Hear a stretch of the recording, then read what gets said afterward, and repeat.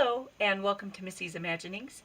I thought it would be fun to take one of the patterns that's already on the website and change it and tweak it a little bit to come up with something different and to show you that with the patterns that are already there, you can easily lengthen or widen or just change it up to get a look that maybe that you're wanting for one of your characters. So we're going to start with the Doctor Who coat, which is the 70 centimeter BJD male suit coat. So that's what this is. Of course, that's part of his suit. And we're going to use this pattern and I'm going to change it up. I'm going to lengthen it. I'm going to add some fun to the sleeves. We're going to change up the collar and come up with something new. So just for fun, I'd like to take that opportunity because a lot of times you have an idea in your head of something that you want and you can't really find that pattern anywhere. But if you take something that's similar, you can always tweak it a little bit and change it a little bit to get the unique look that you're wanting. So that's what we're going to do today. So we'll change up the camera and head to the sewing machine and we'll get started. On this pattern, I've used the basic pattern for the Doctor Who jacket, or the 70 centimeter resin sole fitted jacket. It's the suit coat, and I've adjusted this pattern and made some alterations. So you can take, a basic pattern, and then this is going to be just things you can do to change a pattern you already have. So the biggest changes, of course, is that I lengthened it, so it's a lot longer. So here you can see the pieces of the back, the front, the facing, how much longer it is. So it's going to be substantially longer, about another 3 inches to the length. And I'm going to make some changes in the way I actually put it together as well. So on the first pattern, we come to about here, and then there's a pleat in the back so that it allows for movement and whatnot. But this time I'm only going to sew to about here, so much of the length will be open, and I'm going to do a crisscross lattice on that open pleat, so it won't pull it tight. There'll still be some opening there, but it'll be very decorative. The other thing I'm going to add on this coat is that I shortened the collar, not in length but in height, and I'm going to have rounded tips, so it will actually be a stand-up collar rather than a folding collar. So I made that change. The biggest change, other than the length, is going to be how I put the sleeves together. So let's look at the pattern here. So I actually split the sleeve into 2 pieces. Of course, you have to add seam allowance, and then you have to add some width for where it's going to overlap. So once the edges are finished, the sleeve is going to overlap, but here again I'm only going to sew to about here and then from the hem up to here. So this will all be able to open. So let's see, we have a finished edge, and it'll separate there. So when the elbow is bent, the sleeve of the shirt will show through that slit. Also, it's going to have the same lattice work on the sleeves. So it's just kind of an idea of taking a pattern you may already have and then adding some adjustments to make an entire new look. So that's what we're going to do. So of course, as in all the other videos, I'm going to start with what I call the prep work. So it will be a matter of finishing with the serger the edges that will simply be turned so that they won't unravel. And I'll be putting in the darts, and then I will take the side seam piece, the side piece, and attach it to the front. The front will be closed all the way. It'll just be in the back where that open lattice work is. So the front will be sewn all the way down. And then the facing is going to be of a contrasting color to the gold. Let's see, we'll open up the fabric here. It really is pretty fabric. So the facing and the collar will be a different fabric. So I'll be putting the facings together at the shoulders, and just a lot of the prep work. And then as I get those steps done, then I'll bring it back to the camera. But if you want to see the actual step by step, there's a video on putting together a shirt for the 70 centimeter BJD, and a lot of the steps are just going to be exactly the same, so I'm not going to go over those again, but just showing the different new things that I'm going to add. So once again, I'll do all the prep work, and I'll serge, of course, the edges of the facing, because that's going to be left, and I don't want those to ravel. So I will come back to the camera after I have a lot of that prep work done. We're back with all the prep work done. So we'll start the collar. I simply went around the end, across the top of the collar, and down. And then once that seam was sewn, I trimmed it to 1/8 of an inch, turned it right side out, stay stitched the bottom, and then I always fold it in half and cut a small notch so that, and this fabric kind of frays, but it's right here. So then it makes it easier for me to find the center of that collar when I go to apply it to the garment. On the sleeves, I went ahead and finished the straight edges of the center of the sleeves, simply folded it over about 1/4 of an inch and hemmed it in place, and then I wanted a definite overlap. I didn't want the seam to just open. I wanted the fabric to overlap. So then once those were finished, I overlapped just enough, and there didn't quite cover the seam, but just a little bit, and just top stitched down to where those markings are. So now the sleeve is actually open here for most of the length of the sleeve. Then I just serged the end and turned it up at the little indentation. Then I folded that up and hemmed it. This, if you don't want this to show, you can hem it by hand if you don't want a machine seam right here. But I'm actually going to add the same fabric that I used to rickrack, which will be this. I'm going to put a band across there so this seam won't show. And so anyway, that's how I do the sleeves. So I have both the sleeves finished. So they both have that open spot. So when the elbow is bent, then it will separate, and then the sleeve will show through there, the sleeve of the shirt. So the sleeves of the coat are done, the collar's done. The facing, the back facing is the same fabric as the coat, but I want the lapels to be the same contrast as the collar. So the front facing is that same fabric. So I did the shoulder seam, stay stitched around the neckline, and of course finished the edge.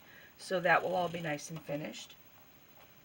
And then on the jacket part itself, I put the darts in and attached the sides to the front, and then serged that so everything inside is finished on both sides. I went ahead and put the back together at the center back seam and finished that as well. Then once those were done, attached it at the shoulders, finished that, and that's where we are so far. Oh, and stay stitched around the neck. So now the next part is to actually put in the collar and to put on the sleeves. So the collar will be matched right side to right side, so I kind of have to look at the design and see which one I want to actually show on the outside, which is this. It has a little bit more red. So this will be my right side, or the outside of the collar, which I'll match to the right side of the jacket, and then pin it in place, and I'll stay stitched. Then I'll go ahead and put the facing on. So the front, there we go, get the front laying right. So once the collar is stay stitched on, then I'll also put the facing on and stitch it in place. There we go, and that'll lay like that. And I'll start at one edge of the hem, go up the front, around the neckline, and then down the other side of the front. The other thing I also do is I notch the facing so that I can match it to that center back seam. And then I'll also clip about 1/4 inch apart all the way around. So because this is round, it'll make it easier for that to pull straight and to go around that curve. So I always do clips to the stay stitching about 1/4 inch apart. So I'll just simply take the scissors and just snip just like that, so that when you go ahead and try to pull it so you can go through the machine, those little notches will separate and it makes it a little bit easier. There we go. Sorry my voice is so froggy today. I'm not sure what's going on with that. So there we go. So that's what I'll be doing next, is putting in the collar and putting the facing on. So now the facing and the collar are in. So the facing is the black. And once the garment is all finished, I'll use the big iron to kind of press this better. My little iron doesn't want to press really well. It doesn't have changing heats and everything. So, but this way, when the lapel is turned out, it will match the collar. And then I think when it closes, I'm going to want it to overlap, and I'm still going to have one collar bent, just because I kind of like that look. But when the coat is falling open, then of course the lining would all match the collar. So that's done. The next step is I finished these sides that are going to attach to the back, because we're only going to sew down to about here, and this is all going to be open, so that will need to be able to just hem and have a finished edge, and then it'll have the lattice work on the sides. The lattice work is all going to be of this same fabric, so it'll tie the garment together. And so now I just have to go ahead and put those sleeves in, but I just wanted to show what that looks like once the facing is in. So there we go. And then I always, once the garment is finished, I tack that facing in at the edges of those shoulder seams, and I tack it at the center back seam, and that kind of holds that facing down so it won't be flipping up all the time and getting in your way. But here we go. So there's the facing in. So the lapels are done, and it's looking good. So there we go. So now to go ahead and put in the sleeves, and then I'll sew down the sides, and then turn those edges that are loose, turn those under and hem them, and then just hem the bottom, and then it will be ready for all the pretty lattice work and the finish work that we're going to put on it. So there we go. So the sleeves are now in, so we're looking at the wrong side.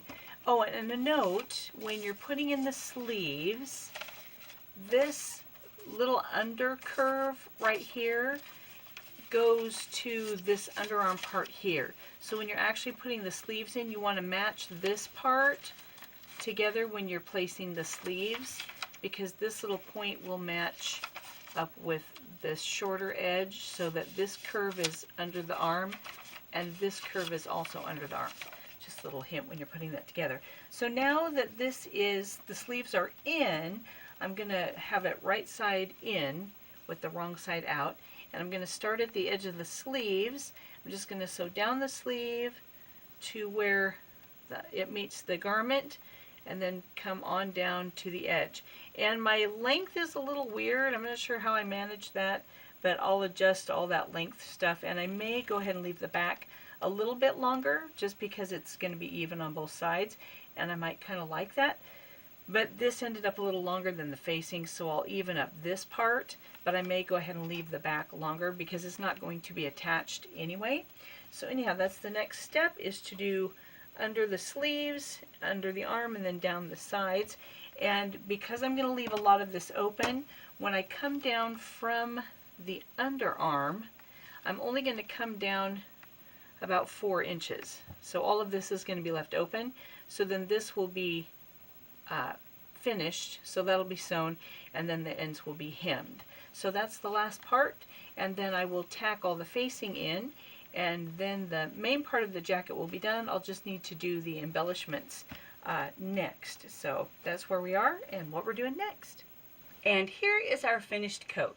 So now we have the coat all done. It has the contrasting in the facing there, so that shows on the lapel and the collar. The sleeves have the, oh, don't fall over, David. The sleeves have the decorative lacing on them, and they are split. There we go, so you can see his elbow through there.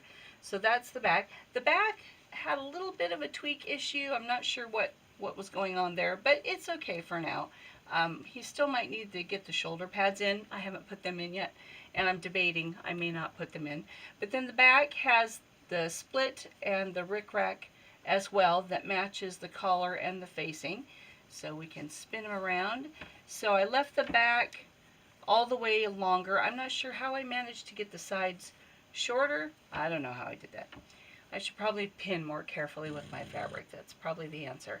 And so yeah, so I'm tickled though that it went together pretty well. There was a couple issues with the shoulder that seemed to fit a bit strangely. I'm not sure, like I say, what I did. But there's the coat. He right now has on the black tank top that we have a pattern. It's on the website if you want it. And the red ninja pants. So that's what he's sporting right now. And I thought about making some faux leather red pants and with zippers like at the ankles, just for fun. I don't know if I'll get that far. And I do have a black button-up shirt cut out. I just haven't sewed it yet. That would go underneath, so when the seam split on his elbow, then the black of that shirt would show through. I just haven't got that far. But here's the coat. So it's all done, and I think I'm going to skip the buttons. I just like the way it hangs, more like a robe type of coat than a suit coat. So I'm probably not going to worry about any buttons on the front. But anyway, that's how it looks.